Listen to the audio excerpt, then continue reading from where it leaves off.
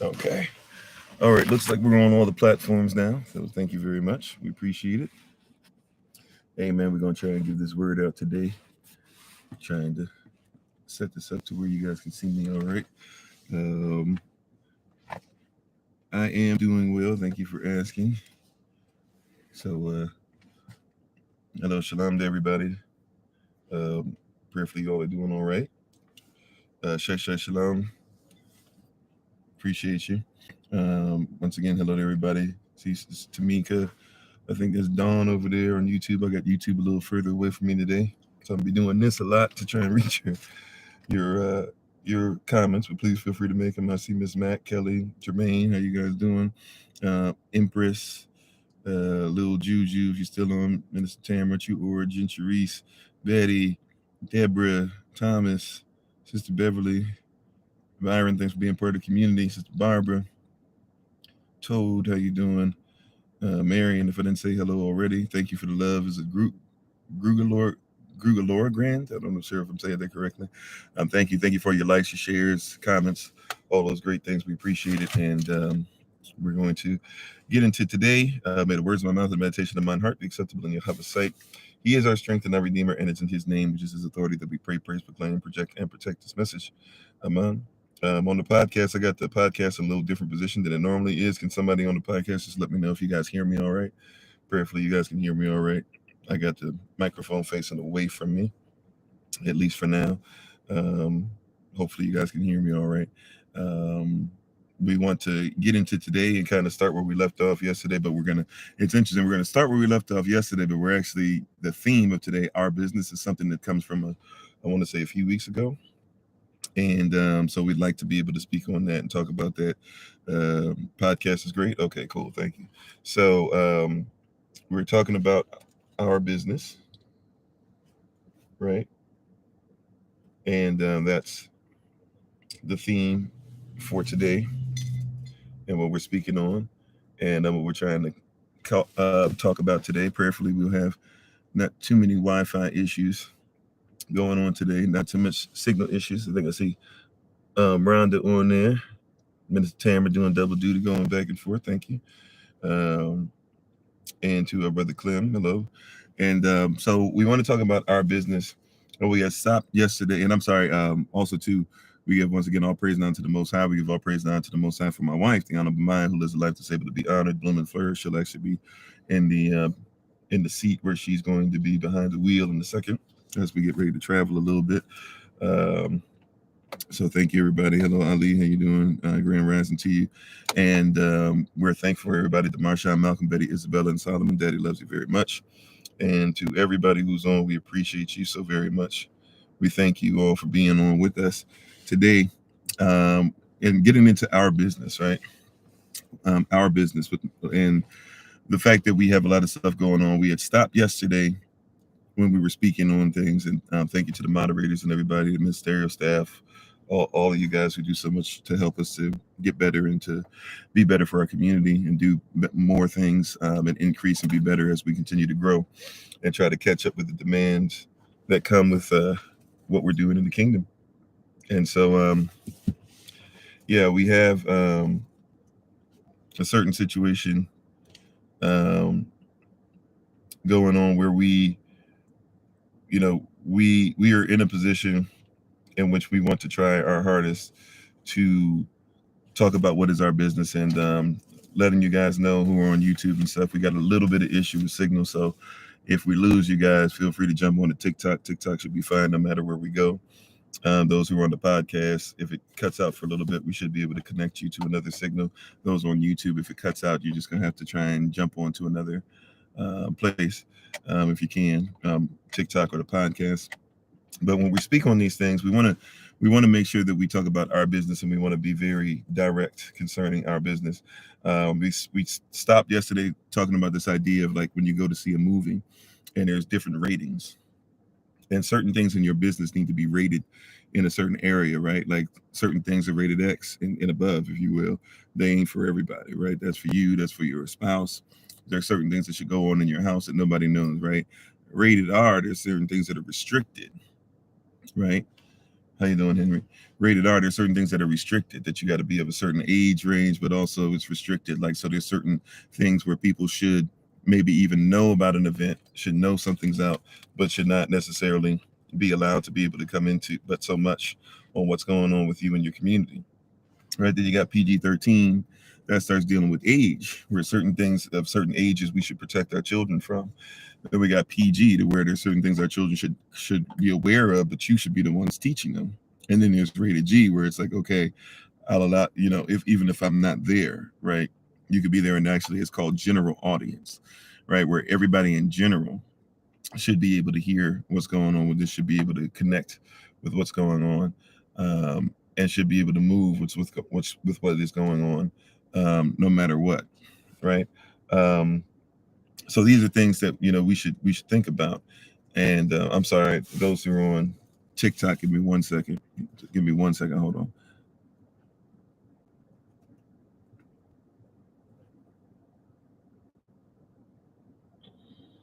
Okay. So as they come on, we should be all right. So there are certain things that we move in, certain things that we're going to discuss, and they're not necessarily for everybody. Thanks for being part of the community. Christine, how you doing? Sister Tracy, how you doing? Bree. There's certain things that we move in that are not for everybody, right?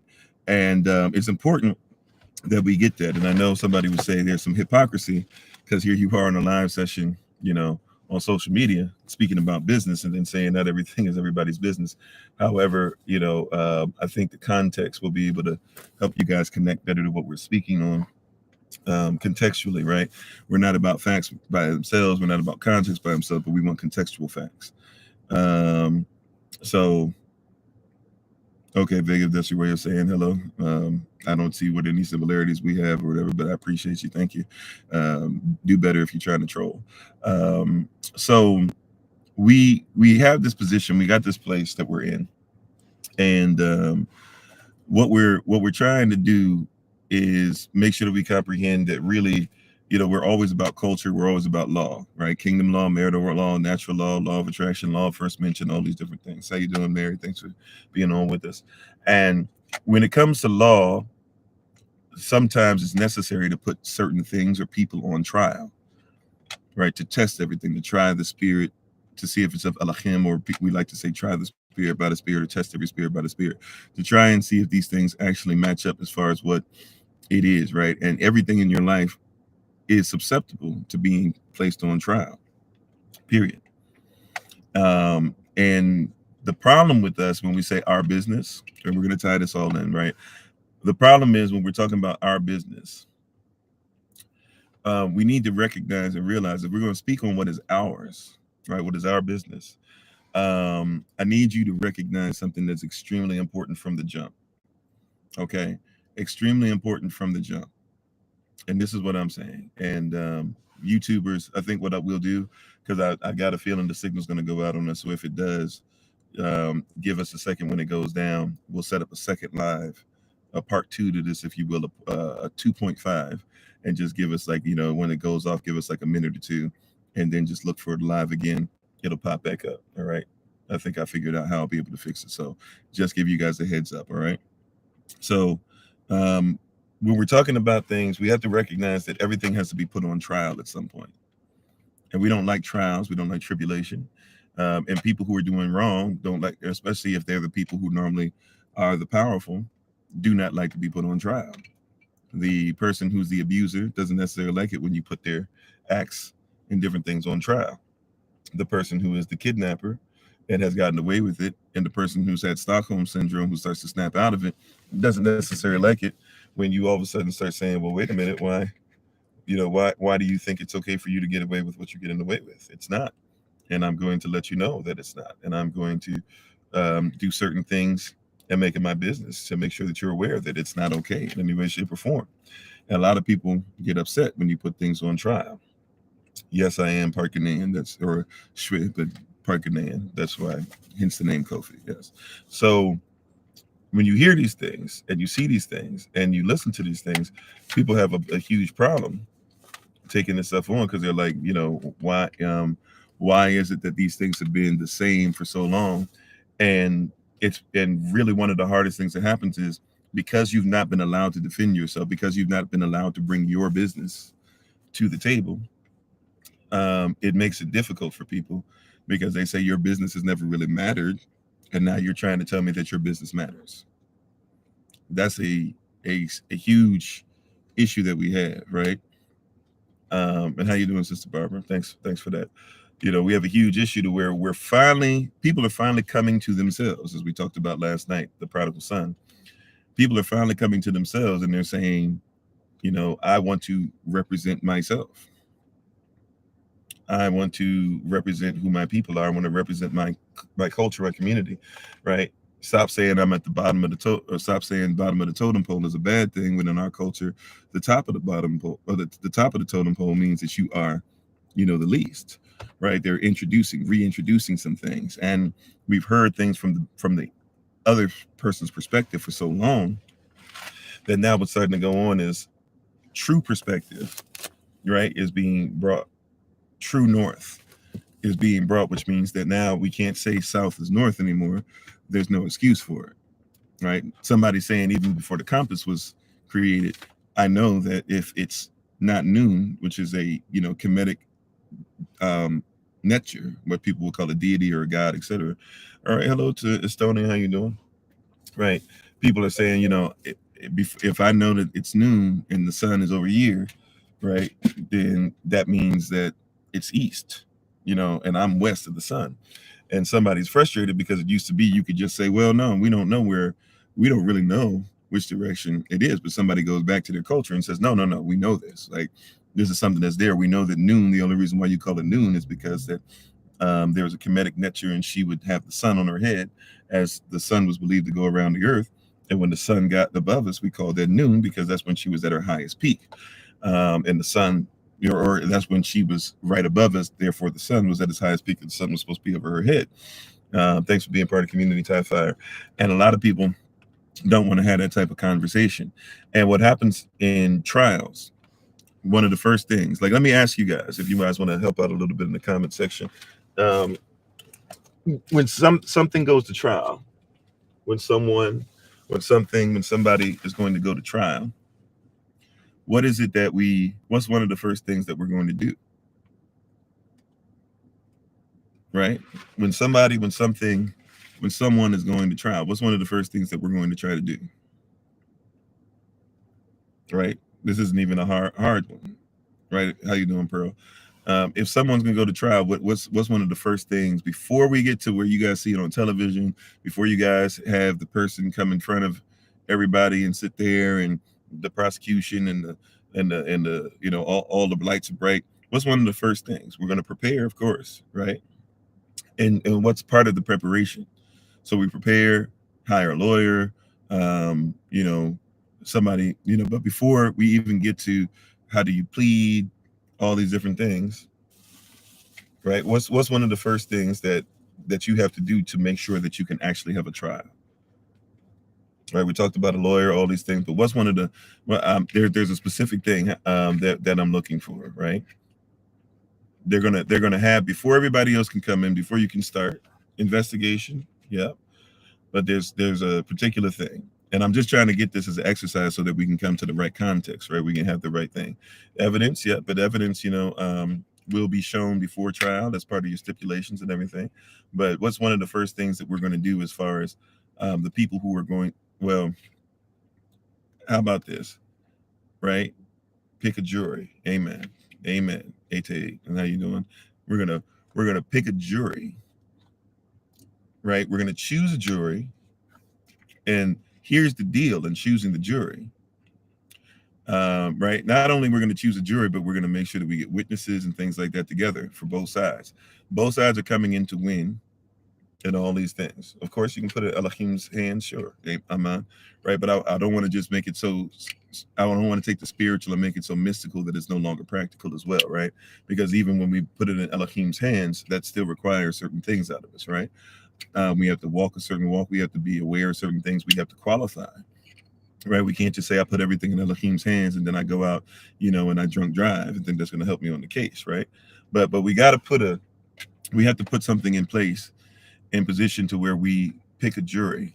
Now, picking a jury is extremely important because what you're doing is you're picking somebody, you're trying to rig the case, right? Like, as you have to see these things as what it is. You have to be in a position to see like you're rigging the case on both ends.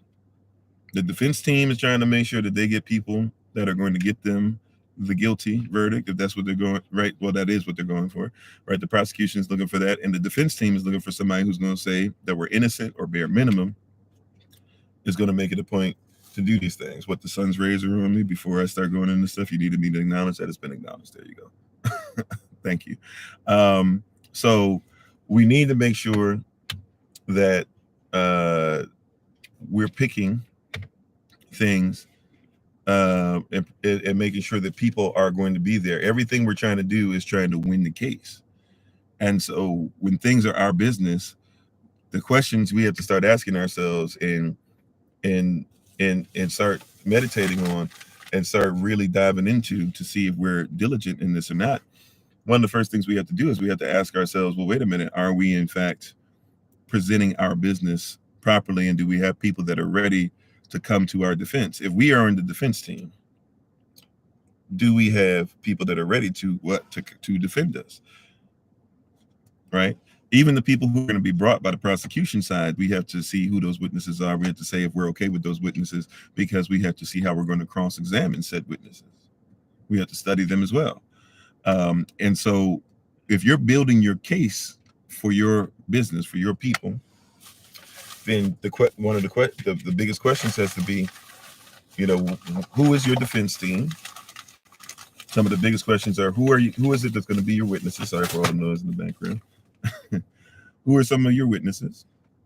Are those witnesses worth the time that you're about to give them? Sometimes you have to even think, are you going to have people that are loyal? And we have to ask ourselves as a diaspora, as a society, as a community, do we meet that criteria when we're trying to present our business? Right?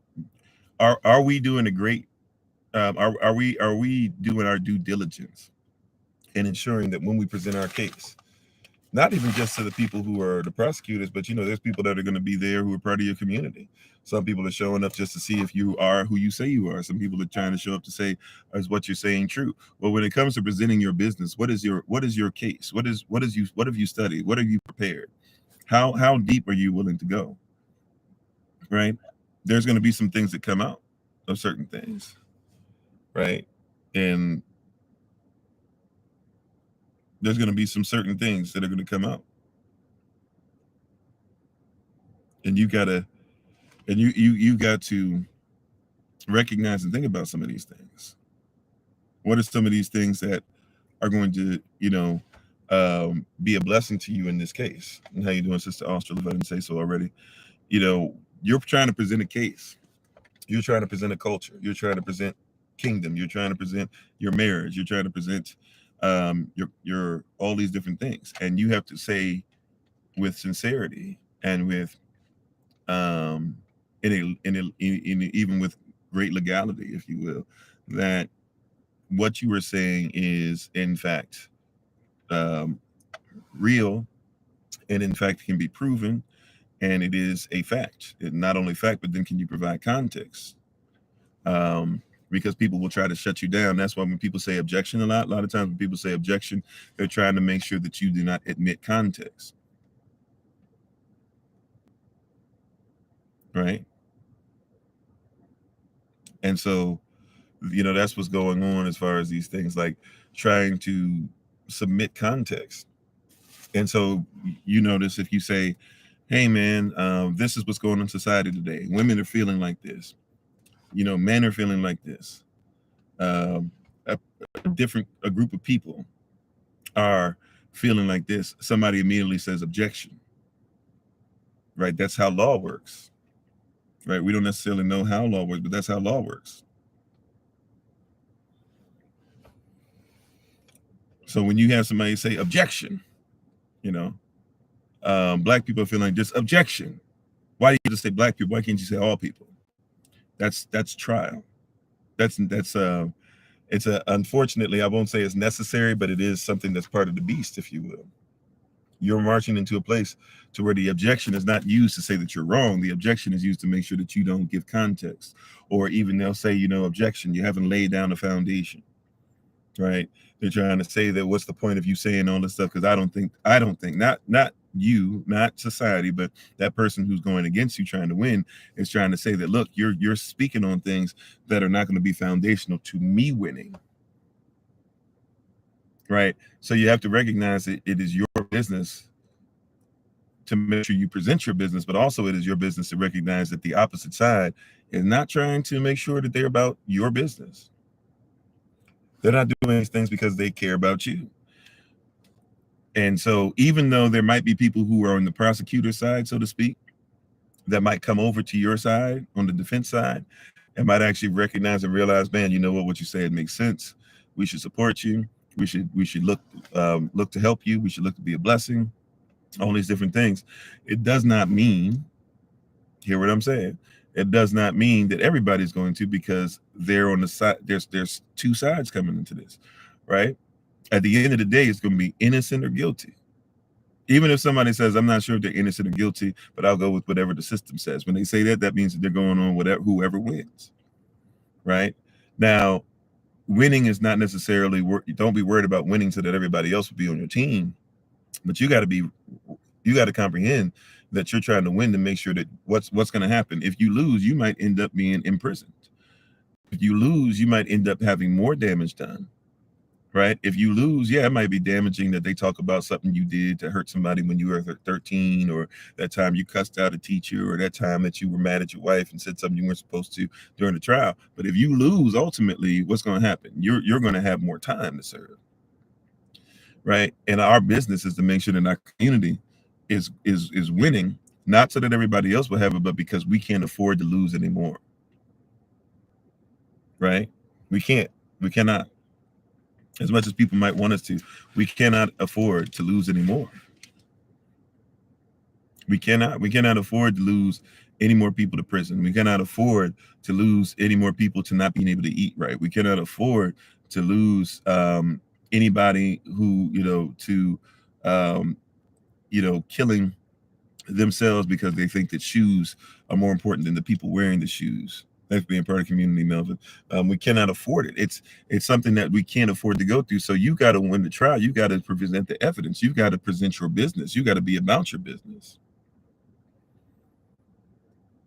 Every life has a value on it. We're already going to lose lives because of natural progression. And that's not even supposed to be natural, because if we get into the spiritual side of things, we know that basically the only reason death is there is to separate us from negative effects of a sinful decision. Right? However, we already losing enough people to death. We don't need to lose people to some of these things that are the mundane. Right? But it's you must recognize that the prosecution, those that you are going against, they are not there to make sure that they care about whether or not, like, you got to comprehend. I think I was listening to an interview by 50 Cent, and I think he was the one that said this.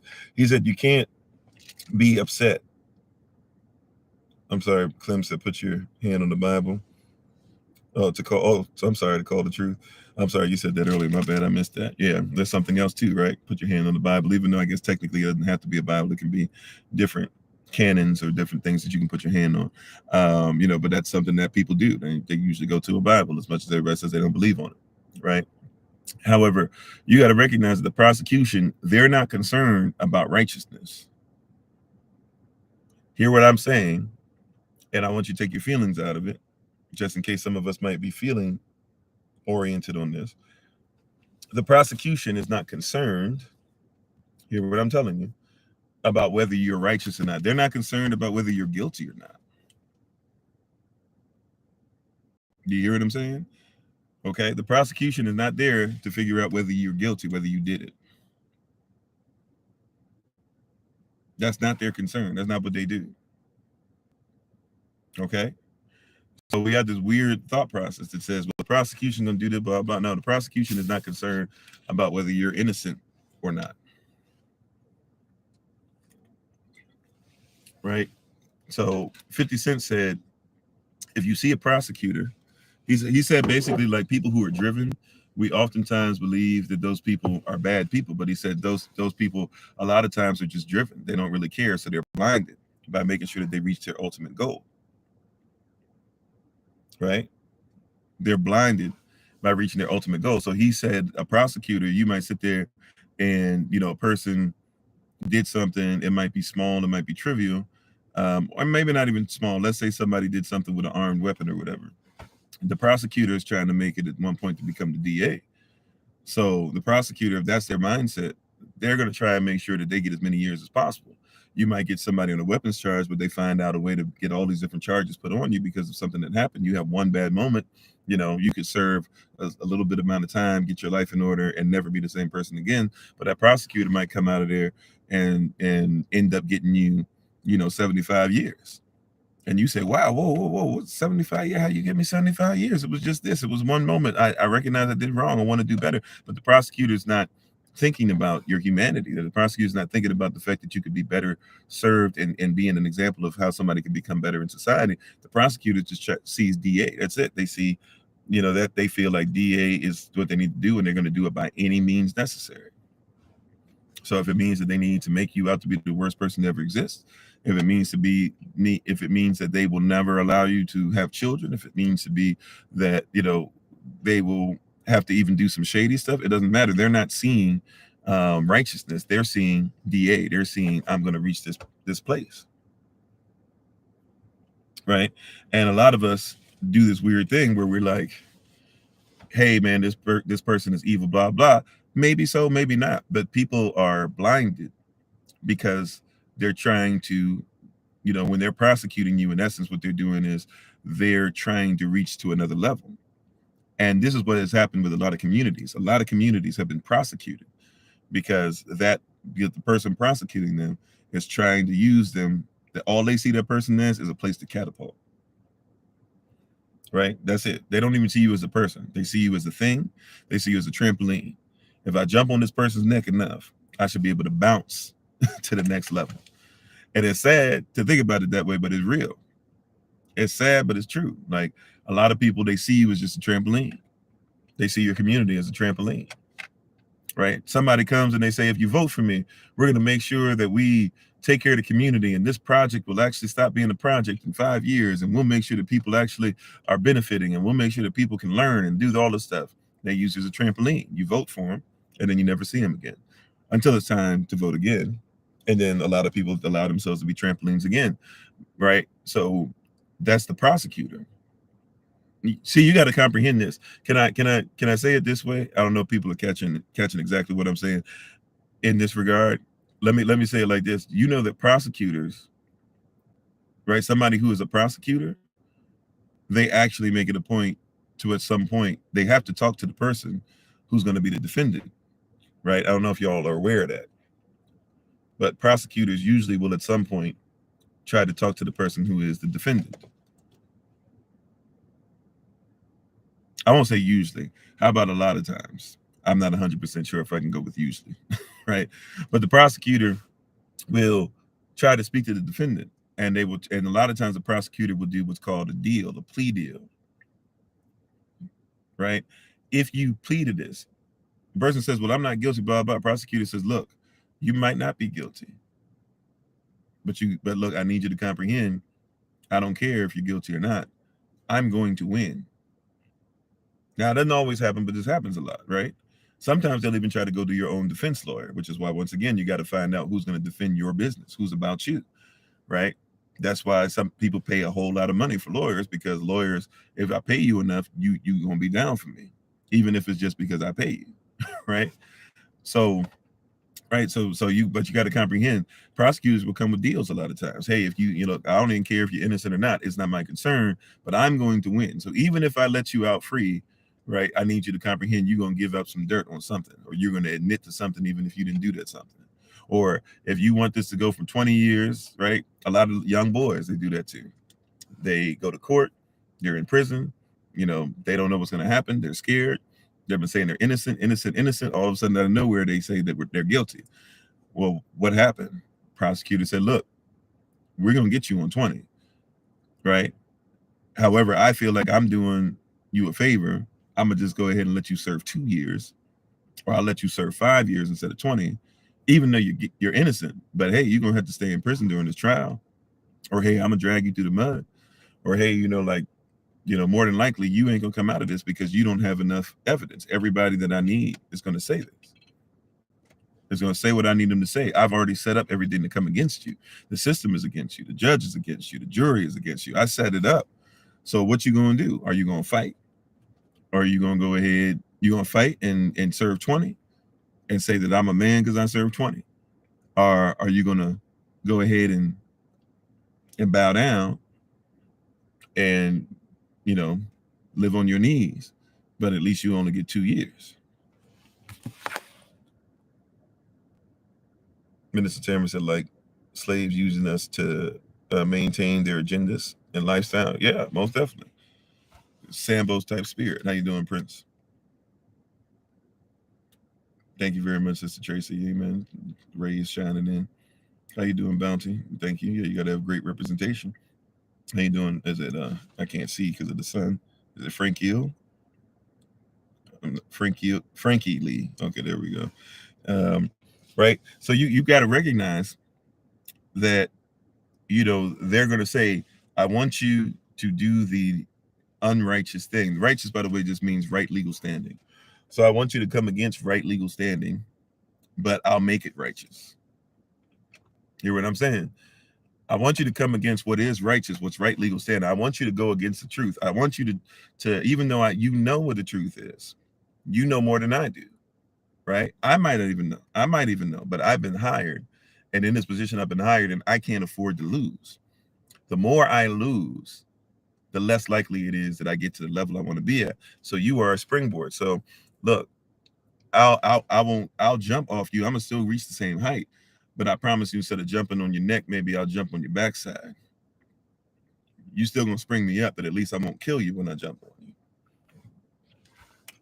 Deja said, I guess that's a real definition of choosing between the lesser two evils. Yeah, the trial or plea, right? And a lot of people, they automatically bow down, right? Some people say, I'm not a rat, I'm not a rat, I'm not a rat. They start throwing life at you, and you start seeing people that rat out their people. And it's set up for that. See, that's why we got to come out of this thing where people get upset when we talk about this stuff, and they say, I start talking about the system, and people start taking it personal. You must comprehend the system is set up that way. The system is set up that if the person who's a prosecutor realizes that they're doing the wrong thing and they step away from it, the system is set up for that person to be considered to be a failure because they didn't outright try to kill you. They didn't outright try to get you the most years. They didn't outright try to belittle your name, right? This is what the system is set up to do. He said, you asked a guy who is now a DA if he prosecuted an innocent person, and he said, yes, a win is a win. Yeah, that's the way the system is set up. That's his, by the way, once again, that is his job. Job is different than work. See, I'm in my work. So whether you pay me or not, you can't stop me from my work. But somebody who's in a job, you toil. That person is an indentured servant, and that person themselves is a slave. They're just in the house. They're in the house. They still got to answer the master. So whether you in the field, whether you're trying to run away and you got caught by slave patrol and you got put back on the plantation, or whether you're somebody who puts people in the plantation, or whether you're somebody who watches over the people in the plantation, it don't matter. How you doing, TJ? It don't matter. At the end of the day, you hear what I'm saying? At the end of the day, you're still dealing with the plantation. You're still dealing with massa, and that's why you got to be about your business. What have you done to set it up to where when you show up, right? What have you put together? What have you saved up so that when it comes time that you've got your defense team together, your defense team is going to make sure they put your people on the jury, right? They're gonna your defense team is going to look to make sure that they get the judge that you need, right? Where's your judge at? Who is your judge? And what have you done to put him in place?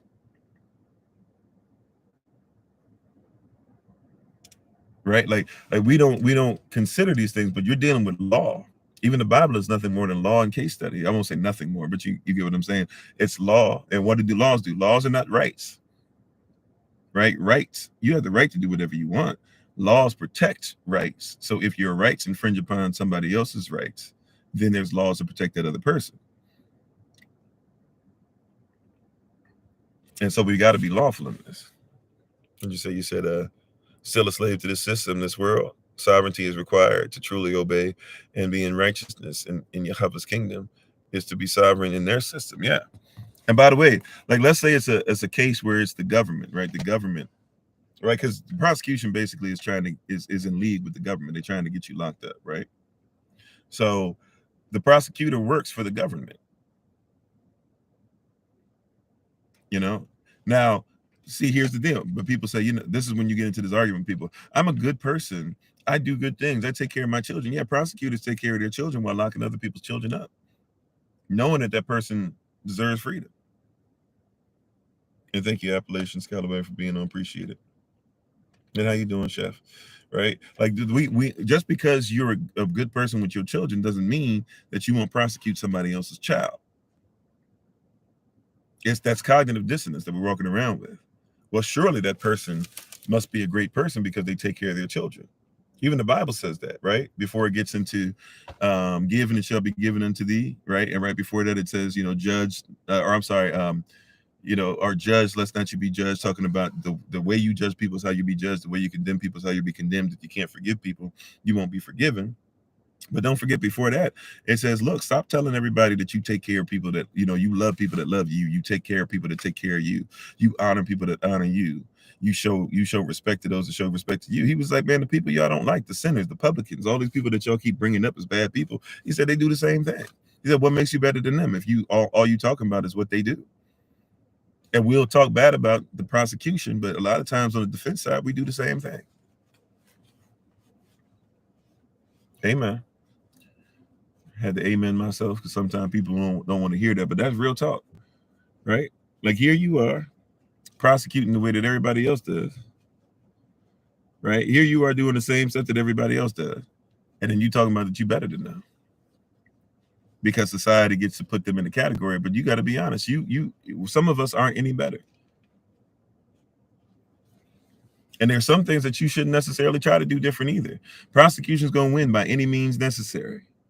Right now, I don't mean any means necessary by being dirty and stuff, but heck, if any means necessary means that they're going to bring up dirt on you, then fine. Be willing to say that, hey, you got some dirt on you as well, and I'm going to point it out. And once again, when you put somebody on trial or something on trial, people get frustrated, they get mad, they get upset, they don't like it because we're speaking on something that means that you're going to have to actually articulate the very thing that somebody's against. So if somebody mentions black on black crime, they're going to be upset with you because you're going to have to tell them, well, what about how white people kill white people? Or what about how most school shootings have nothing to do with people of color? And what about how, when it's happened to somebody else, right? There was a guy, now he's not white per se, but he's like comes from probably a rich Indian family, something like that, just shot up everybody in DC, right? They ain't coming out with nothing about it. They didn't come out with the whole thing, he wore a hoodie when he was in school. They busy trying to say, we'll give you the evidence later on because that family got money. That's what it boils down to. Columbine shooting.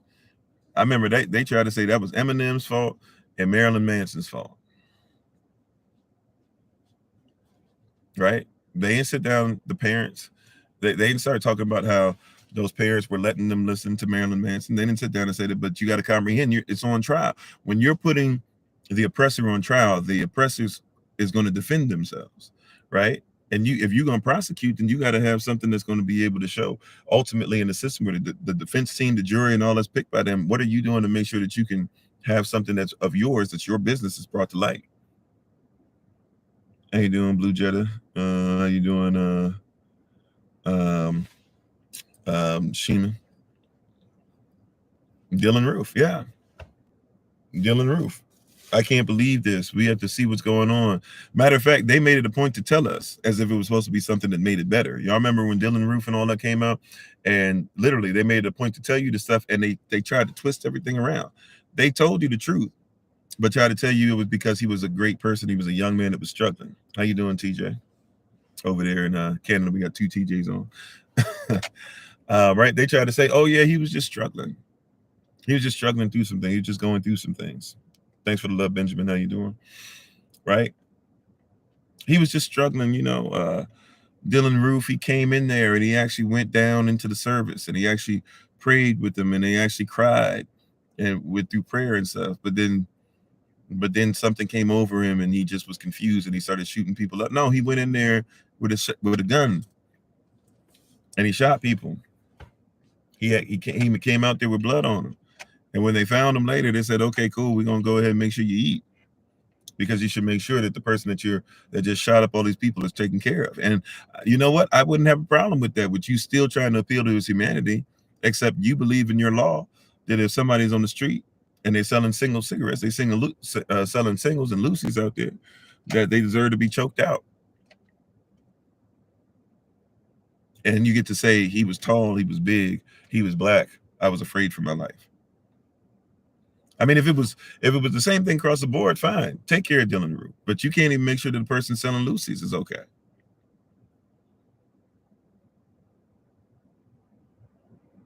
Right? Y'all shot up Breonna Taylor.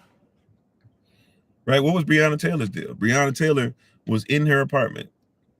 And what they said was they went in the wrong place. But then they came up with a story and said, well, actually, we didn't come in the wrong place. Her boyfriend was on some stuff. And so, like we were trying to get to her because she's part of drug dealing and this and that or whatever. They changed the story several times. Then they showed us the paperwork that was supposed to say we are allowed to come in the home. The paperwork wasn't even filled out, which means it was an illegal document. Right? Like the prosecution, they prosecuted her publicly. They made it a political thing. And you got to comprehend capitalism. We think that capitalism is only about money because we think that money is capital. But money's not even real. That's not how they control you. They control you with the idea of money. But you got to understand capitalism, the definition of it. Look it up. It's a system in which politics and economics are used to control the industry or control trade and industry. Trade and industry is controlled by private corporations and not by the state, not the government. See, so capital. You got to comprehend, like, your people are capital. You are a straw man. Most of you live as straw men, as straw women. And even the people that say, no, I don't. Okay, show me. Thanks for being part of the community, Tina. Show me. Show me in your life to where you live as an actual person outside of the system. Show me your micronation. Show me your land. Show me your food. I'm sorry, what'd you say on YouTube? Read additional info that gentrification was another reason for Taylor murder. Yep, that too, right? Like, so a lot of stuff comes out, but it's about, and when you bring these things out, you have to start bringing up your business. We keep going through somebody else's prison. You say money was created for the poor. In a sense, money is created for control. Like especially the fiat cash that we use nowadays. If you look it up, it really what we do now comes from the Rothschild. If you study the Rothschild family and how they came into power, right? That's where the red star, the star of Malak, comes from, which is a play on the Hebrew term Malek, or Malak. Sorry, Malak, but Malak, because people were saying there was this false king, right? But when you look at the Rothschild family, it was one guy. He was about this Malak. He put a star. It was a red star at first on his door. It's the same star that's on the Israelite flag. You guys think it's the Star of David. There's no such thing as a Star of David. And they put a star on the door, and he started basically doing what we now call checks. He basically started saying, okay, bill of exchange type stuff, if you know what I'm talking about. Hey, I can't. You as a king in England can't go over to France and carry all this gold with you because you're gonna get robbed. Right? I'm sorry, Ms. Max said shoot first, justify later. That's how they operate. Yeah. Amen. Right. Ms. Mac also said, yeah, it doesn't make sense. But it does make sense in their system, right? But going back to the Rothschilds, right? You got to recognize, and how you doing, Cash? Sorry, I didn't catch you on there. But you got to recognize how they basically said, okay, so we'll make sure that you can basically fill out a piece of paper, right? It's like an IOU or whatever from us to you or whatever, And what we'll do is he started putting his children in different countries, and so you go from one country to another, and when you get there, go to my child's bank, right? And then that child will give you the gold and everything that you require while you're there, right? And then when you get ready to leave or whatever, we'll do the same thing, repeat the same process. Then they started doing that when countries were fighting and going to war all the time with each other. Then you need money to carry on those battles, carry on those wars. So what do? You go to each other, or you go to the same bank. Hey, I don't have enough money. I need to go ahead and do this. Okay, you go IOU, right? You start formulating things now that we call checks and notes. That's where C notes and stuff come from. All these different things, right? So then after a while, you have whole countries. See, like what starts at the head, it makes its way down to the rest of the body.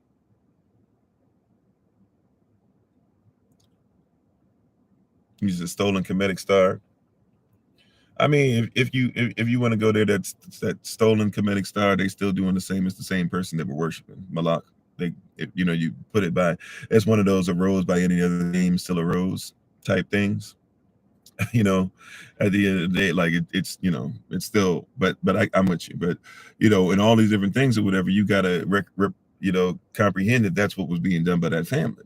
So even when you see that Israelite flag and you're like, how are they just taking this and doing this or whatever? People don't even know that modern Israel. People think modern Israel was just like some people randomly showed up because we don't go into the story. We go into his story, but not the story. Don't forget that it was the Rothschild family that went to America, France, England, and Russia, and said, "Hey, the way you guys are going to separate everything in Germany or whatever, we want you, separate all that stuff. We want you to also give us Israel."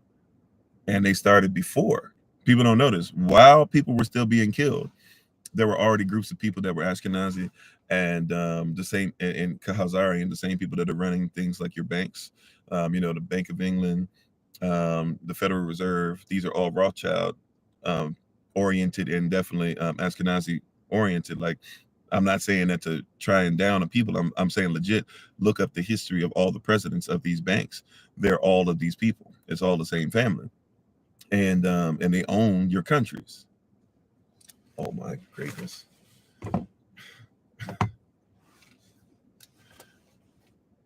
Sorry guys. We just lost TikTok for a second.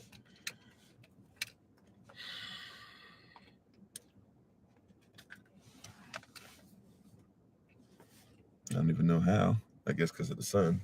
Said it overheated. But we'll try to get back on there in a second. Or I guess I might have to just come on. It's gonna probably have us off so long that I'm not gonna be able to I'm not even gonna be might not even be able to come back on. I don't know. But yeah, so long story short, this is what you're dealing with. You're dealing with a group of people who are in essence you're dealing with a group of people who are controlling others and controlling them very well, right? Controlling them extremely well. And we're not aware of what's going on. We're not aware of what's going on. So because we're unaware, these things are being messed up. And because we're unaware, these things are, hurting us and hurting our people. We're not willing to talk about it. We're not willing to admit it. We're not willing to say, hey, something needs to be done about it.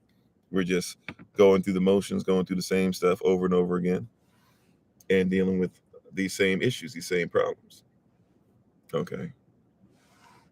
Hopefully we'll have TikTok come back on in a second.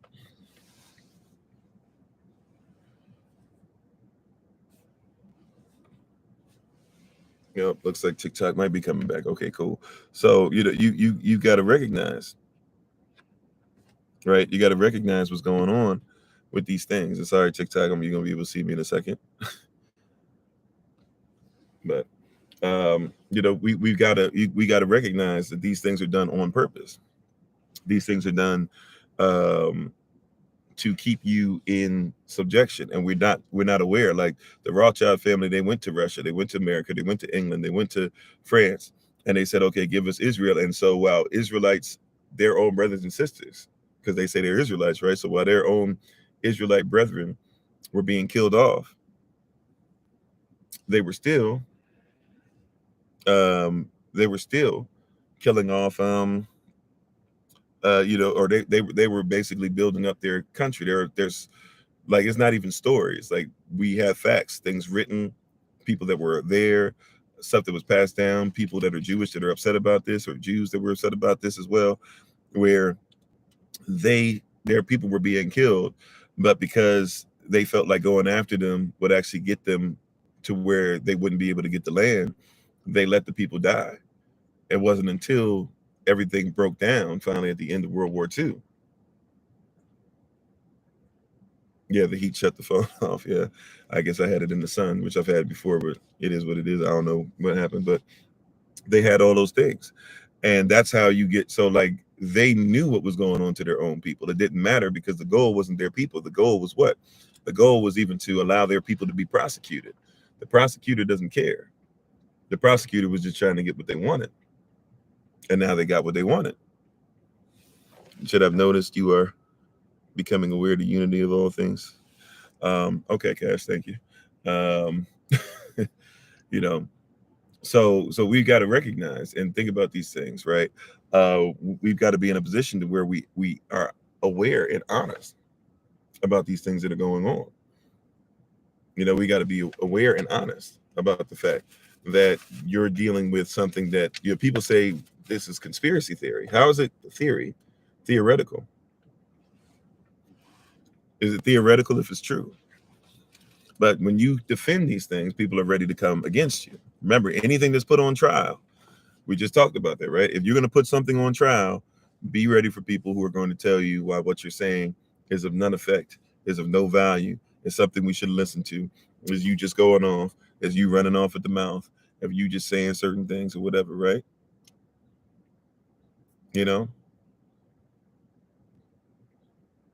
Right? I get it, Cash. It's a compliment. I feel like I've been aware of this stuff because this isn't stuff that I just started talking about today. But like, we've been around for years, but we've had to redo the YouTube channel. We got shut down. We had to redo TikTok and stuff. So if the assumption is like I'm just becoming aware of it or things like that, that's fine. That's why I was just saying thank you, like that. But when we speak on these things, like, we have to get to a place where it's like, and I appreciate you too. And even when you try to check me and stuff, because it makes sure everything should be put on trial. I don't have a problem with that, right? Test everything to see if it works out. But, when we're speaking on those things, we have to recognize that we are in a position where we're not even aware of how to defend ourselves because we don't have our business up front. How many people know that the Star of Malak, or if you want to go to the Kemetic star, etc., how many people know that star is, how many people know there's no such thing as the Star of David? Right? Maybe you know now, but maybe you didn't know before. And you had people in your church, you had people in your congregations, you have people who say they're Israel now, coming to knowledge of self, draped in an Israeli flag.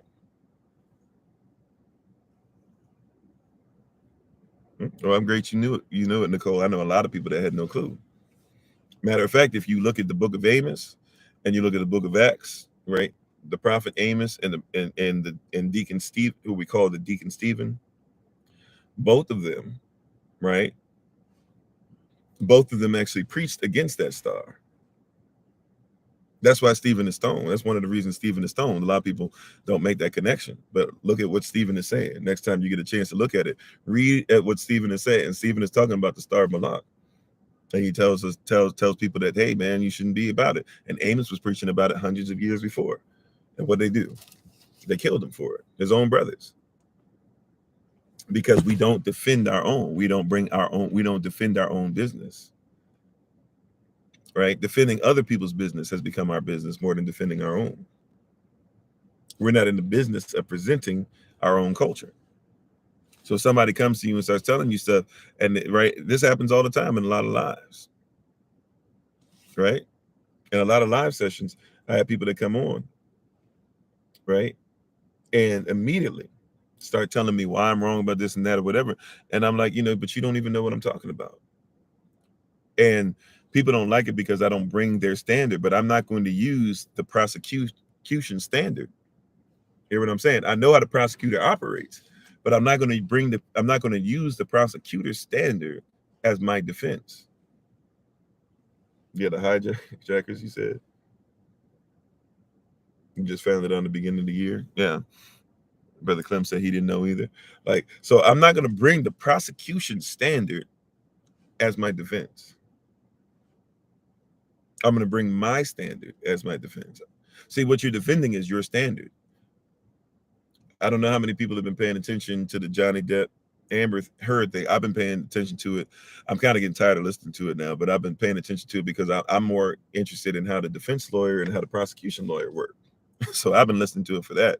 And the prosecution, right? Or really, I don't even know if it's prosecution. I guess Johnny Depp, technically, you could say is the prosecution in this place. Is a different type of trial. But basically, Amber Heard's whole thing and her lawyer's whole side, everything that they're doing is simply trying to say Johnny is a terrible person.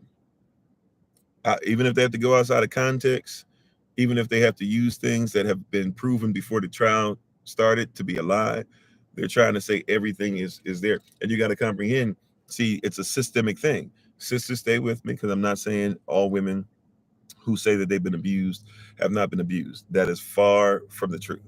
That's not what I'm saying. But hear what I'm saying. It's a system. It's not a person. It's a system, right? It's not a person. It's a system. I'm trying to get you to see how the system works.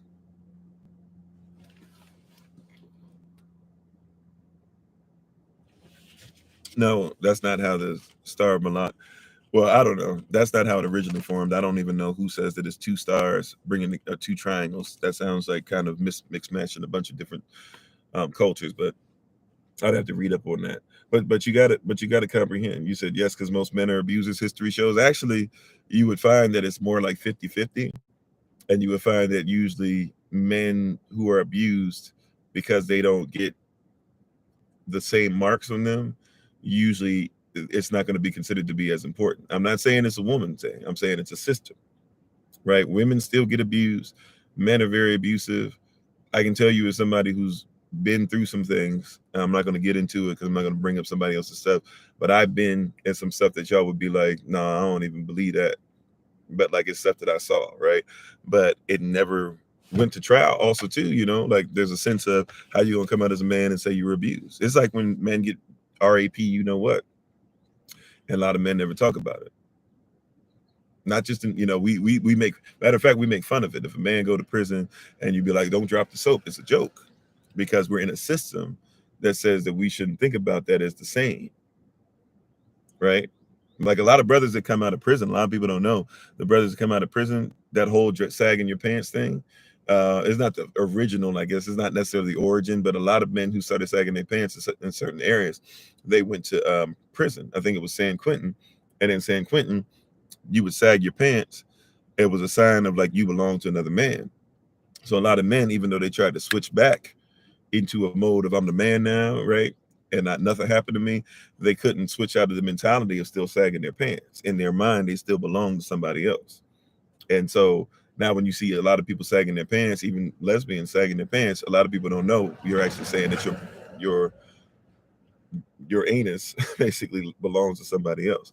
So there's a lot of stuff that happens, but I'm not trying to say that every woman, because just because I say a lot of men aren't thought of, but statistics show it's actually closer to 50-50. And depending on what country you live in, sometimes it's more men that abuse women, sometimes it's more women that abuse men. But women are not necessarily going to be locked up per se, right? But what I'm trying to say is in that their whole thing is that they know that they were banking on the system. Matter of fact, Amber Heard, right, made it a point to say as much. There's a recording of them speaking back and forth, right? And so she made it a point to say on the recording, that who you think anybody's gonna believe you if this comes out? Do you think anybody's gonna believe you? Right? Like way before the trial went, we already knew she was hurting him. We already knew she had cut off his finger, not on purpose, but she had thrown a sharp bottle at him, cut off the tip of his finger. We already knew she had taken a dump in his bed. right? And spread it all over the place. Like these are things that we knew, but still there was this thing of, well, because he's had a problem with drugs and drinking and stuff, he must be an abuse. Now it doesn't mean that he couldn't have been mentally abusive, right? I'm not sure if he was or not. I'm just saying the evidence showed us that obviously she was beating the brakes off this man on a regular basis. You know what I'm saying? But but once again, their whole goal, they don't care about the truth. Their whole thing that they're trying to do in the case is because it's a case where they're suing. Johnny Depp is suing to say that they, you defame my character. So her whole thing is to say, um, that's their defense came up with something where they're trying, and I guess it's not brilliant, but I guess it's as smart as you can do. It's like, hey, you can't really say that she defamed your character because all she did was come out and say that abuse is bad and she's been abused before. And so she didn't use your name. But then at the same time, they smeared him the whole time. And you got to comprehend, I'm trying to get you to see a system thing. She knew that, I'm not saying all women do this. Make that very clear again. This is on recording on YouTube. There's on recording if somebody take this and try to run with this and say Kofi out here saying that all women be lying. That's not what I'm saying in any way, shape, or form. Matter of fact, there's a lot of men that probably said they've been abused and they be lying themselves. So I'm not even saying that all men that say that they're abused are telling the truth, right? What I'm trying to say though is that at the end of the day, you know, we're dealing with something that is systemic. We're dealing with something that's a system. We're dealing with something where people are doing their best to ensure that they are, picking what people have said exists in the system, right? They're doing their best to do what people have said exists in the system, not what exists, but what people have said exists in the system. And once they try to get you involved in what people have said is in the system, buckle up, sir.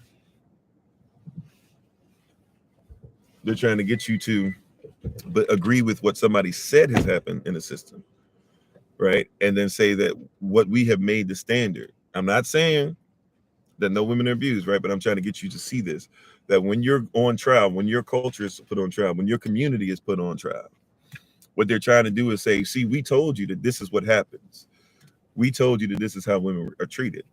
We told you this is why, men ain't no good. We told you why this ain't woman ain't no good. We told you why there's a patriarchy, and that patriarchy involves black men, right? We told you why there's a problem with feminism, and that involves black women. We told you, like they put that as the standard, right? We told you there's black on black crime.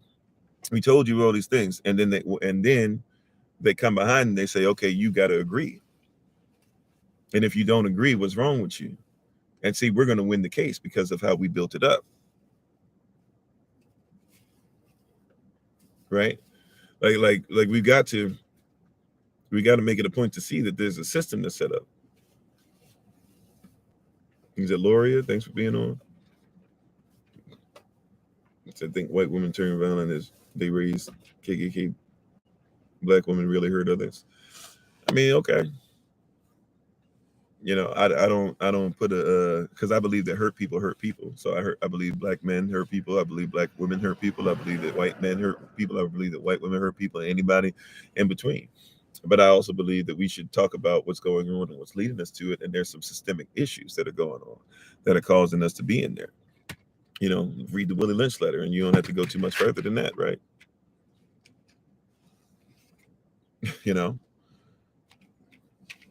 Why is it that some people can't stand to be called black?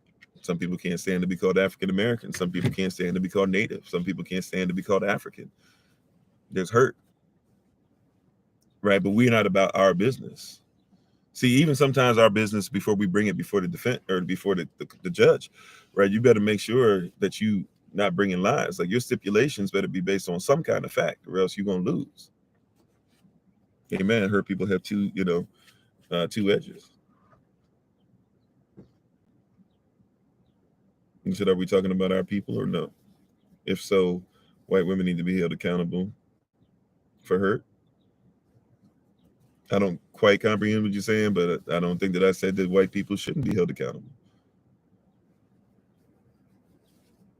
Right? Matter of fact, I'm talking about our business.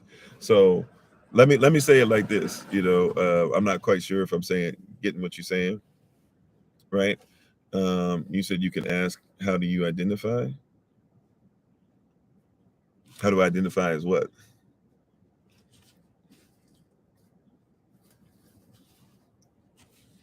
Right. But you know, but oh shoot. Well, I think we'll be all right. You're right. Because you weren't listening, don't be upset. You weren't listening. You fell down the steps. You'll be all right. So, but we have a lot of different things that are going on, right? Oh, black, African American, this and that or whatever. Well, as far as identify, yeah, you can ask, but I'm saying there's a reason why. Like we talked about this the last couple of days. I don't have it with me because I'm in the vehicle, but you know, why is it that people are afraid to be called black, or why is it that people don't like to be called black? Why do Moorish people not like to be called black? Why is it that a lot of people in America don't like to be called black? It doesn't have to do with something that you even started. You know, like the reason why you don't like to be called black is because according to the law, a black person, a Negro, a colored person, is considered to be an artificial person. So somebody put it in your head because law states. Remember, we do this thing where it's like all this stuff is always put in to put everybody in control. But the people that are in control, first and foremost, are the people you think are rich. you know, you think LeBron James is free, but that man is more. He can do more things than you can, but he's in order to operate at that level, he got to follow more rules than you do. That's why he can't come out and say it's bad for China to take over a country. That's why when Daryl Morey, who was over the Houston Rockets at the time, now he's over the Philadelphia 76ers as the person who picks their talent and everything, um, and runs a lot of their basketball operations, if not all of it. He came out and he said, like, yo, China needs to stop gobbling up countries and not letting them have free will. And guess what? LeBron James came out and said, he said, Daryl Morey needs to mind his business. You know why he said that? Not because he didn't think that it's okay for people to be abused like that. He did it because he can't make billions of dollars. Or, well, I don't know if he's made billions yet. He's definitely made $1 billion in earnings. But, he can't be the billionaire that, worth the billions that he is if he speaks about China, because China and the NBA are like this. You said, why should I care about white women feeling blanket statement are perfect for whites? I mean, that's fine. Nobody's asking you to care about anything. You know, if that's your standard, that's your standard. It's not mine. I don't believe that every single black woman has never done anything wrong. And I don't believe that every single white woman has always done everything wrong. I also believe that the same people that train black people to be anti-black are the same people that train white people to be anti-black. Now, am I going to act like that doesn't mean that there are certain things that have been taught and that we have to get out of and that we have to be honest about and that we have to say, hey, these things don't necessarily make sense and stuff, and that we better watch our back? Sure. But once again, once again, I'm talking about our business. There are certain things that are not my business, right? There are certain things that just aren't my business, if I be honest with you. There's just certain things that aren't my business. So even doing the whole thing of like even the social construct of white, that's not my business to try and make sure that I'm bowing down or making somebody feel good or bad or whatever. That's not my business right now. That's not my calling.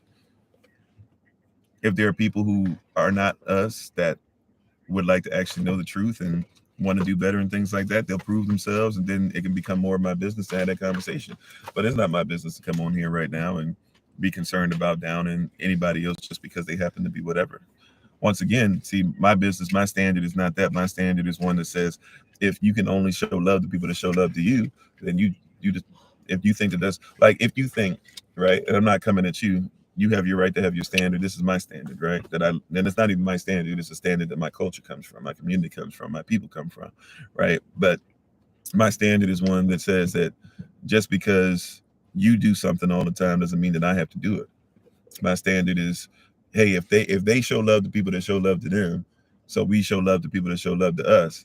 and they always down us, and they never give us a chance to actually show that we're worthy of the forgiveness that we've given, then what's the point? Does it mean that that means that a KKK member gets to stand in my living room? No. And I think we're doing I think we do a weird thing of that. Like, for me to say that I don't have to live with hate, but I can still admit, like, yo, white society's got some issues, but it doesn't mean that I'm saying every white person that's hung a black person from a tree gets a pass. You said, well, you would never join religion? Well, that's cool. Religion just simply means, though, see, I'm off of it's a different standard we're talking about. Religion just means what a legion of people do repetitively. So if I don't know if you're Afrocentric, but if you're Afrocentric, that's religious. I don't know if you drink coffee, but if you do it every day, that's religious because a bunch of people do it. I don't know if you exercise on a regular basis. If you do, that's religious. I don't know if you eat food every day, but if you eat food every day, that'd be considered religious by definition.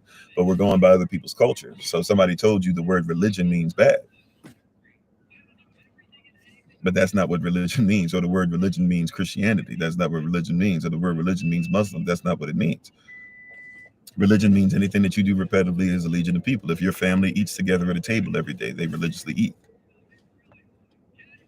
So I'm not concerned about religion. I'm concerned about what your religion does or doesn't do for my community and for my people and for those that are like-minded. See, my religion, so to speak, says be in the system, but not of it. So yeah, I got to operate in the system, but you best believe my family and I also are able to operate in a place to where we're not governed by what everybody tells us we have to be. We can be ourselves. In our community that we have, we're not governed by what does everybody else say or blah blah. Do we fit nice and neat in this box or that box or whatever? We're not governed by that. We're governed by what we do repetitively as a community to help people. And so when we go out to feed people, when we go out to clothe people, of course we're gonna be focused on the people that are part of our community. But if there's a white family that comes and there's a 4-year-old baby girl, and she happens to not look like us, but she's out there freezing. We had a couple times, I think like a couple times Spanish families coming up can't speak English, and guess what we're gonna do? You said that's not the definition of religion because you're using somebody else's. That's fine, but if you look up the word legion, that's why some people even say religion or religious or religion, right? Legion and legion, I and E are interchangeable. You said rituals can be cultural but not religious. Religion is culture. Culture is religion. You're going by somebody else's definition, and that's fine. You have every right to, but comprehend. Like, I'm not going off of an Oxford or or Merriam-Webster or any of that stuff because those things change every 25 years. I'm going off of what was the word used at the time that the word actually came into being. It's repetitive legion. That's what the word is. We might not like that definition, right? But it was fine. I'm not even talking about, really, if you want to be honest. See, once again, I'm presenting our business. If you want to be honest, even if we're going to use terms correctly, we shouldn't even define words, because define literally means to deconstruct what is fine. So we shouldn't even define it. It was fine the way it is. Right. So let me make a religious statement. We wrestle not against flesh and blood. That means not against each other, but against principalities. Principality means origin, the original context. Right. I see you, Shima. Right. So when we're speaking on these things, even etymology, people think etymology is eteos. You don't even know. A lot of people don't even know the difference between eteos and etymos. That's why we teach classes on English and stuff at times, right? Because people think that eteos and etymos are the same thing. Eteos is actually talking about what it means in that moment, physical word definition, if you will, in that like right now, right? Or like basically what they were saying as far as that. But etymology, etymos, is actually talking about the culture that it comes out of. So you can't tell me the etymology of a word and you don't even know the culture it comes out of. We're talking about religion, but don't want to admit that the word religion literally means religion. We don't know that the letters I and E are interchangeable. Remember that there's vowels that have been added. Remember, there's letters that have been added. There was no such thing as the letter J until recently. There's no such thing as the letter Y in a lot of places until recently. So we were speaking on these things, right?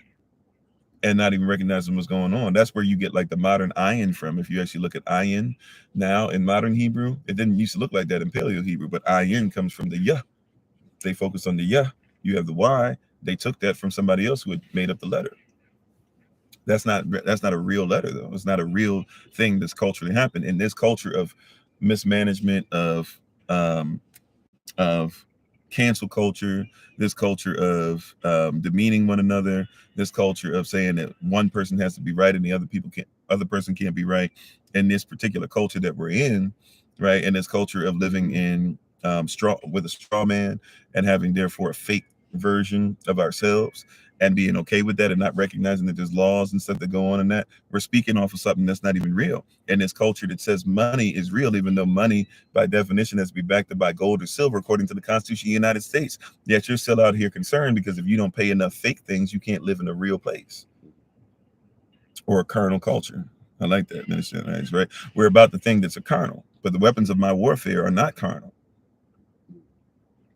So we're having a cultural dispute.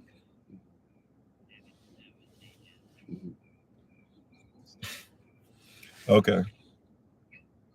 The religio. Okay.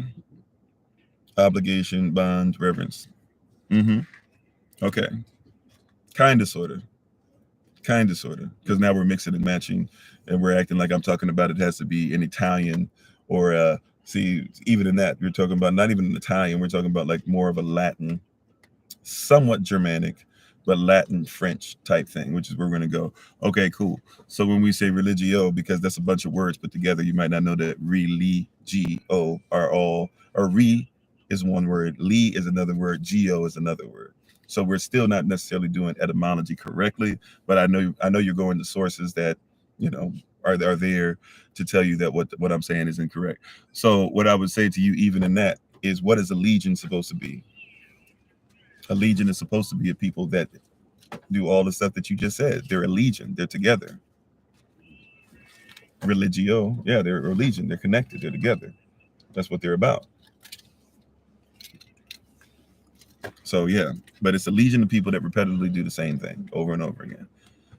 We can argue it to the cows come home, but that's what I'm saying is a cultural thing. And once again, here's what I'm trying to get us to is that we're very great at arguing our business and telling us why what we have within our walls and our family are not correct. Meanwhile, right, we're also not realizing simultaneously we're very great at defending the oppressor and what they're telling you, because that's what the oppressor is telling you. That is not what that word means. But we don't even know. It's three words. Religio. Like you're talking about three different things and don't even know. Right? We're speaking on things, but we don't even know it. We don't even have the comprehension of that's not what that word means. That's not what that word means. Not even close. Not even close. But we have this thing that says that we've got to argue it no matter what. That's not what that word means. Haven't been led as we believe, right? We have a whole series on YouTube. If you want to look at some of this stuff, we have it on there, like haven't been led as we believe. 20-something part series. You can actually look at why we're using these words the way we do. You can actually see how we write them out in the language that we're talking about. You can see what preceded things like English, Anglo-ish, by the way. When you're telling me this thing from an English vibe, you're telling me from an Anglo-ish vibe. Question: when you're going to tell me from an Anglo-ish vibe or Anglo-ish context, do you know what it is to be Anglo-Saxon?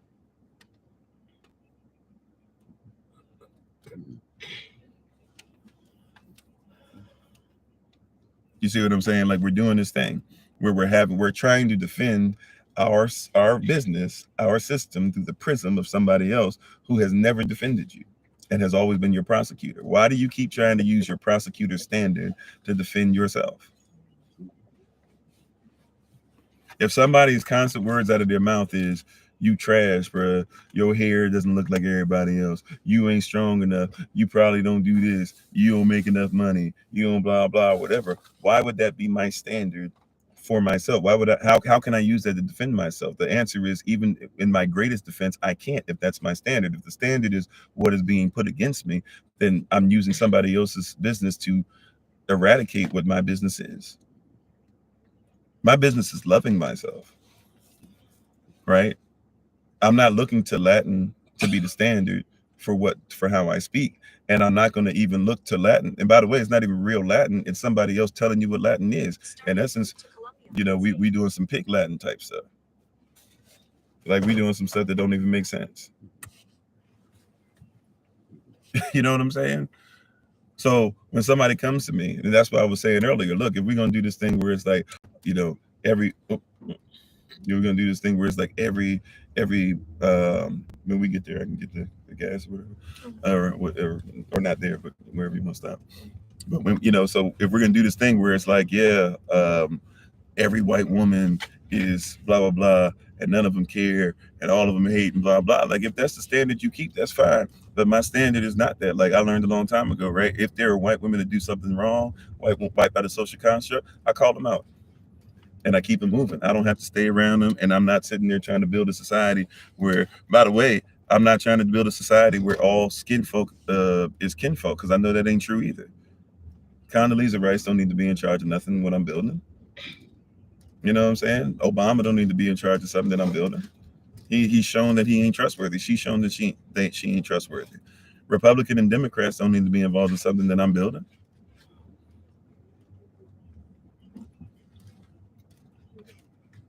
Okay, if you say you don't entertain them, that's fine. That's fine. That's cool. Either way, I'm not even talking about entertaining. The only reason why we entertain it is because people brought it up. You know what I'm saying? Real talk. But by the way, I believe that people are people, but I have no problem saying that people should be treated as what they are, and we're all individuals. And individuals should be able to be treated as such. But also, too, I'm not going to act like individuals are in a vacuum.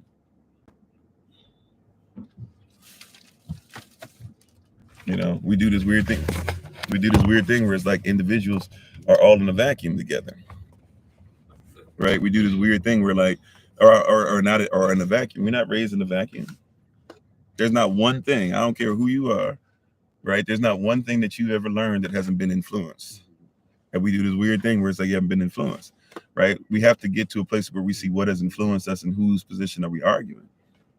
My argument to say that Black people should make sure that we comprehend that we have some things we need to be better at is not an argument to say that I'm entertaining white folk. But somehow that becomes the standard. You said Blacks need to think less about hurting they feeling and more about putting Black issues first. So why can't it be both? Why is it that it's facts over feelings and we act like feelings aren't factual? Why does it have to be one or the other? Why is it not a holistic thing? Even the word, see, that's what I'm saying. Like, we got to get into our culture, right? When I say the word holy, you probably think that I'm making a statement as far as a cross. When I say holy, the word holy means one. Put a W before that H.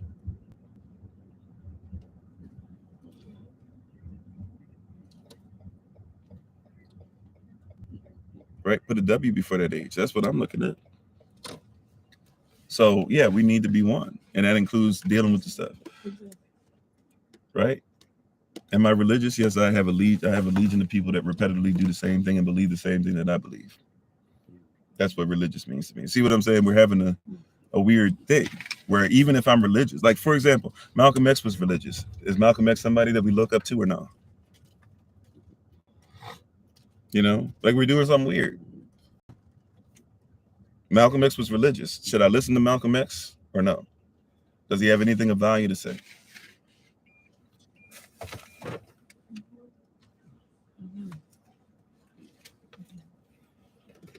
Right? If Malcolm's religious, should I stop listening to him? He used common sense. That wasn't the question, though, sis. I appreciate what you're doing. I appreciate the trial. I appreciate you making sure that you're challenging it, and you should, right? But the question is, so like, let's say it like this then. How about this? Since Malcolm X was religious, does it mean that he didn't have sense? The answer is he had sense, right? So my religion bears no thing on my sense. Marcus Garvey, believe it or not, was religious. The red, the black, and the green, that's a religious statement. Right? Learn the the actual Black national anthem. Not lift every voice and sing. I played it yesterday or the day before or something like that. Yesterday, right? Learn that and learn that that's what Ethiopia now uses. But look at the original words. He speaks on Israel, Jerusalem, Elohim of our fathers, all those things. But Marcus Garvey was about that business, about that action, making sure that we had stuff together. He had ships that were going across and everything. And hey, my wife is on, the Honorable Bloom and Flourish. Thanks for being on. She's next to me, but on at the same time. Right? Like, we have to recognize and realize, like, what are we speaking on? Right? Like, should I say that because should I say that because Mansa Musa was religious? And by the way, he let everybody do what they wanted as far as their religion too. He was actually ostracized by some of his Muslim brethren who thought that he was a terrible leader, because how dare he, as a Muslim sultan, allow people to, have their own belief system and live by it. Like, people looked at him as a bad person because he said people should be able to worship whoever they want to worship. But Mansa Musa was still a king, and he gave so much gold that he actually almost shut down the communities. Not a community, I'm sorry, communities.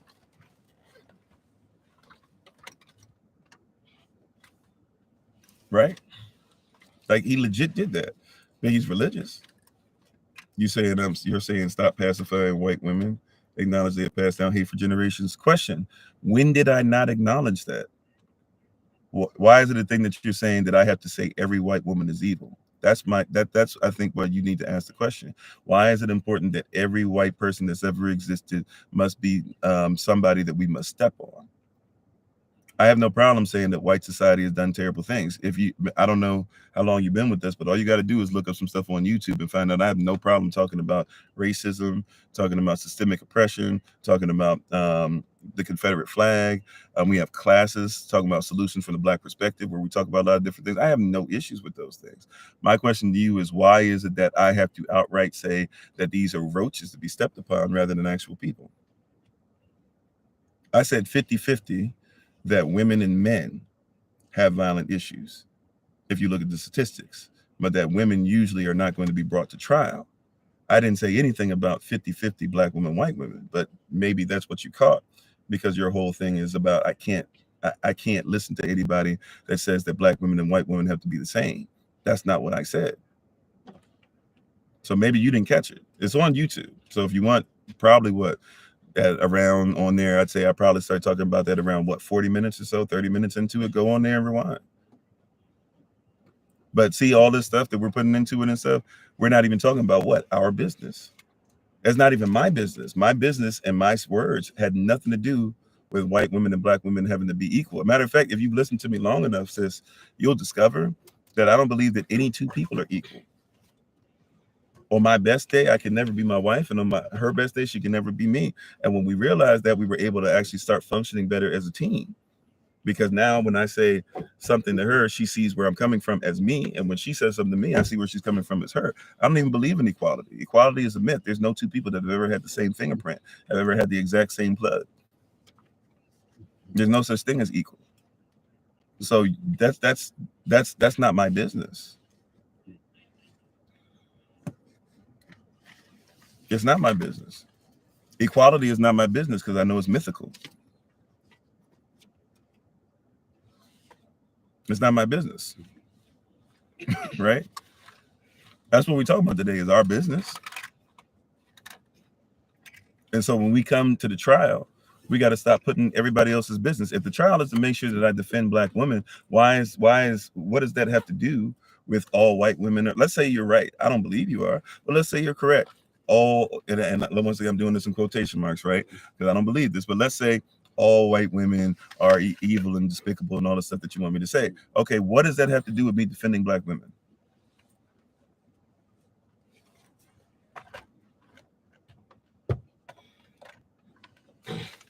You said I was talking about white man on. Okay, what does that have to do with all white women? Now you're trying to conflate. Like, if you have to be right, you can be right. I don't care about being right. I care about being righteous. Righteous is right legal standing. Okay, I'm not concerned about winning here. That's not my business. And like I said, you have every right to believe your standard. So believe your standard. But if the whole thing is to push me off of a standard, no matter what it costs, even if it's at trying to make me look bad, or you feel like I'm trying to make you look bad, I tap out. You got it. You got it. Because queen, you're a black queen. You're a great person. You are somebody that acknowledges truth. You are somebody that does powerful things, right? Just because I disagree with you doesn't mean that I would ever have to put you, rake you across the coals or anything like that. What does it have to do with the business of making sure that our people are okay? So if that's what it is, then you can. I ain't concerned about winning, sis. I'm talking about our business. And I mentioned the trial. Yes, I mentioned the trial that has to do with two white people, and I used it. And I made it a point to say I'm talking about a system. So don't even look at the person. I did say that as well. But once again, if we're so into everybody else's business, we'll miss and conflate things that we don't have to. Because I never said this is about Johnny Depp and Amber Heard. What I said is I'm interested in what the prosecution did and the defense did, and we as a people are being put on trial. That's what I said. Right?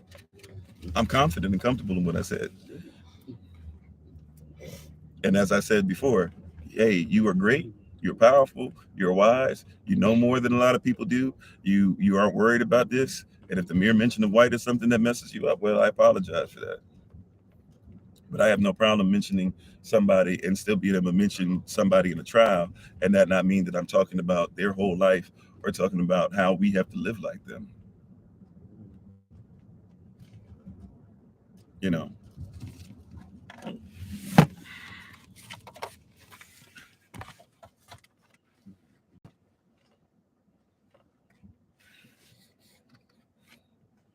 not concerned about it. But it's not our business. That's ultimately what I was trying to get across. It's not our business. It's not my business. It's not my concern. Right? It's not. I never once said, and I'm not going to say, right? And right, I never once said, hey, black men live like Johnny Depp. Johnny Depp is an alcoholic who can't even who's alcoholic, drug addict since he was 11 years old, if not even younger, and can't even form dopamine anymore because he's messed his body up so much. I would never say black men be like Johnny Depp.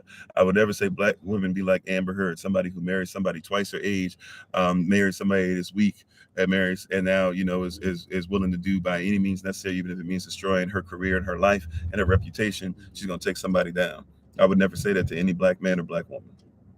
Matter of fact, I feel like black men and black women should support one another and make sure that certain things are hidden from the public unless it's something that's obviously causing them pain and frustration and hurt. But when you make other people's when you're so used to defending through somebody else's prism, you're gonna try and make what I'm saying have to match somebody else's prism. I could care less about the personal life of either one of them. I care absolutely less about the personal life. I use the trial as a thing to show about a system. Right? It's not our business. And we keep making everything our business. We're looking at somebody else's prism. Once again, I'm talking about defending our people, and we're using the prosecutors. They're saying that they're trying to say that I'm driving. Oh, So I don't know. Hopefully we won't have too much issue. TikTok thinks that I'm behind the wheel, even though it's very clear. My I'm not gonna show my wife, but you can see it's very clear that I'm not over there, right? But TikTok thinks that we are. So if for some reason we end up off of TikTok, feel free to, I guess, jump over to YouTube, or we might have to wait. I don't know. They'll usually make you wait like 10 minutes, but then again, I'll have 2 strikes. I don't know. I'm sorry. What you say? You said the spirit of Elohim has made you, and the breath of the Almighty has given you life. If I can answer you, set your words in order in front of you. Take your stand. See, just like you belong to Elohim. You too have been formed out of clay. Oh, okay, Job 33. Okay, well, thank you. I appreciate that verse. I don't know if it's talking about what we're talking about, but I do appreciate the verse. Thank you. Yeah, TikTok basically gave me a warning. It said injury warning. It said that it's done that to me before. It's weird. It pops up sometimes it doesn't. But that's why I specifically sat on the side to ensure that I'm not behind the wheel. And I guess TikTok is saying, no, you're behind the wheel. So,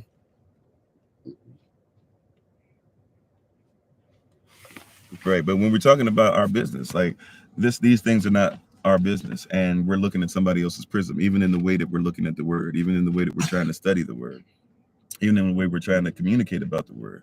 We're arguing more about what does the word mean through somebody else's prism. You know, even when we talk about God, right? We talk about that often. What does the word God even mean? Whose word is that? Is that your word? Do you even know what it means? Right? Do you even know what God means? Right? Let me see if I can put this up. No, I here's the thing. This one? Oh, yeah, never mind. Yeah. Well, I'm just trying to see if maybe that makes a difference if they can see both my hands. Maybe they'll realize I'm not traveling, but they probably don't have it set up that way. But when we're talking about these things, right? Sorry, I'm trying to set this up. When we're speaking on these things, I can hold that. When we're speaking on these things, oh, okay, hold on. I'm not sure if this is gonna work or not. But oh, you gonna hold it? Yeah. Okay. So when we're speaking on these things, we have to recognize whose business it is, right? And I'm sorry, y'all. This thing is not working with me. So we're trying to talk about whose business it is.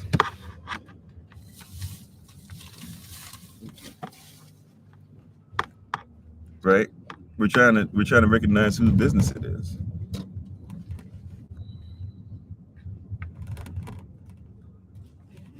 Okay, that's not working.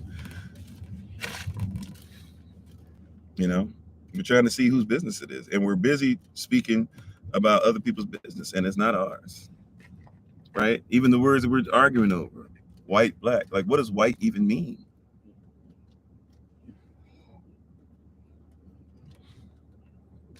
Oh, maybe the person we were speaking with, maybe they did try to report us, even though I wasn't traveling. That's a great point. Maybe it's not a TikTok thing. I don't even know what the person's name is. I would hope that they wouldn't do that. She might if she's willing to argue. But you hear what I'm saying? I don't even see the person's name on here anymore. I'm trying to find you. But at the end of the day, that's very odd.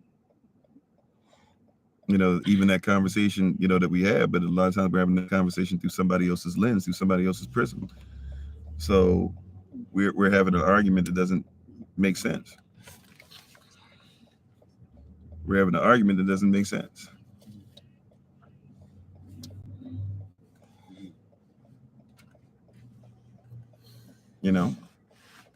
And so,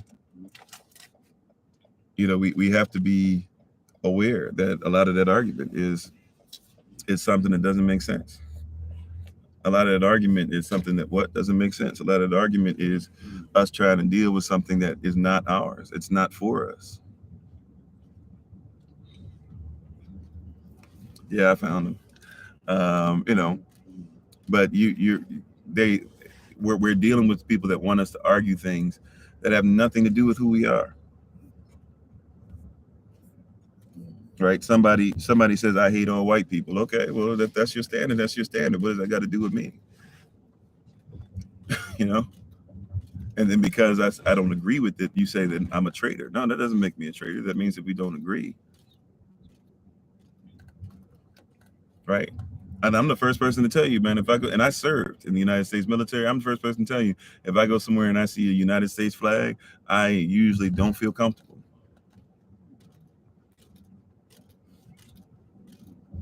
Yeah, I called it Shima. Yeah.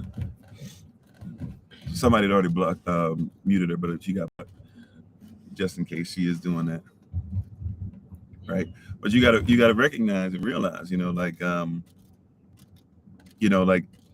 like even think about that. See, that's why we got to make it our business. That whole thing, I literally was asking questions like Malcolm X. He was religious. Should we not listen to him? I didn't mention Martin on purpose, but I believe Martin had some great things to say.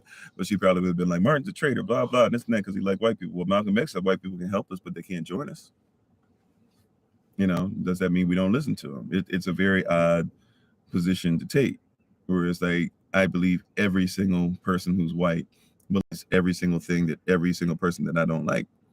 We have to focus on it, and even to the point to where now you're gonna actually like try to say to TikTok, I'm the one behind the wheel when I'm not. And you knew that because you've been on since I made it a point to say I'm sitting in the passenger seat before everybody else even got in the vehicle. Right? But if we're not about our business, that's when we start getting to a place to where you got to recognize that not all skin folk is kinfolk. The very person telling me how evil white women were is the very one who's reporting me. And that's not all black women, right? Not even close, right? But she as an individual, and this is where it comes to a point of like accountability. You want me to have every person be accountable for something that they may or may not have even done, but where's your accountability when it comes to your own stance? You're so much in the cancel culture against your own people. That's what that's using your words. You're so into cancel culture against your own people that you're willing to cancel somebody because they didn't agree with the statement that you believe or that you made. It doesn't make sense. Make it make sense. You were talking about Malcolm X made sense. Fine, make that make sense.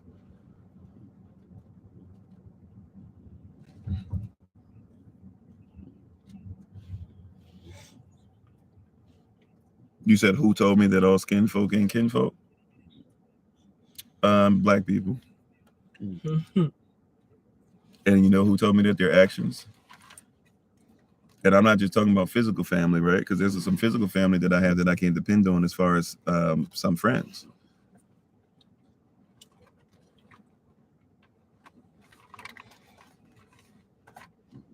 Their actions show me that.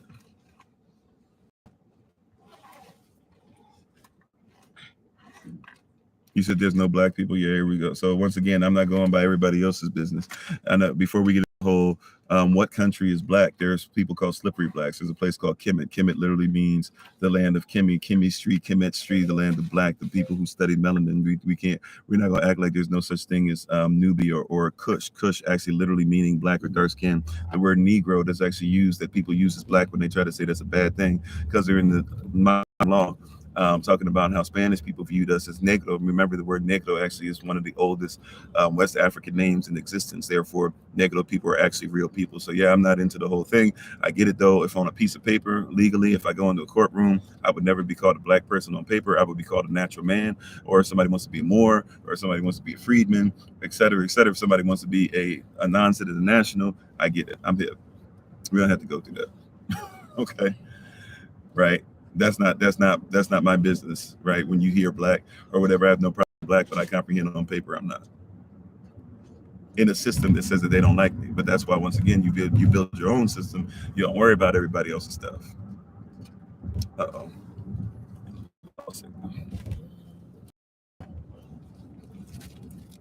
Oh wow. So those who are on YouTube, we're gonna have to switch over. TikTok looks like we're having some signal issues, like I was saying. Those who are on YouTube, we're gonna have to switch over in a little bit. So we're probably gonna lose signal on YouTube, just to give you a heads up. And if you're on the podcast, we might lose signal for a hot second. Actually, we're not even gonna be on that much longer. In all honesty, we can probably get ready to take our leave. It's already close to 10 o'clock p.m. Eastern New York time, so we don't normally stay on too much longer than that. But if we need to switch over, just give me a second. If you're on YouTube or if you're on the podcast, you go off for a little bit. YouTube, I'll just have to restart another live and put it on another signal. Matter of fact, that's what I'll go ahead and do, because I know we're about to lose signal. So if you're on YouTube, give us a couple seconds. If you're on the podcast, just give me a little bit. I'm going to switch over. If you're on TikTok, I know we're going in and out, but I'll do my best to try and put things up. But if you're on the podcast, just give me a couple seconds. You're going to disappear on YouTube, we're going to put up another version of the live real quick.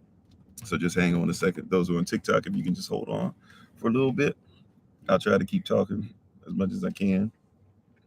But let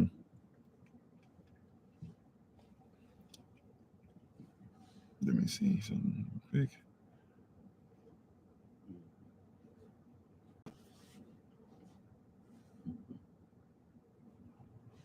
Okay. All right. If you're on the podcast, we should just be able to switch over seamlessly.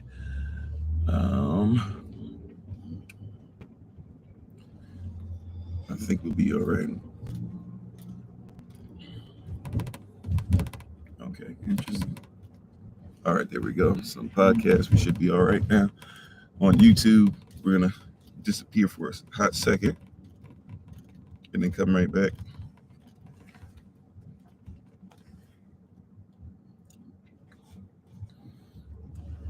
All right, TikTok. No, TikTok not back yet. Okay, TikTok family, we're back. Give me a second while we get YouTube on again. We'll be right back. So just give me about a minute or so, YouTube, and then we'll be back for we'll call it 2.5, I guess.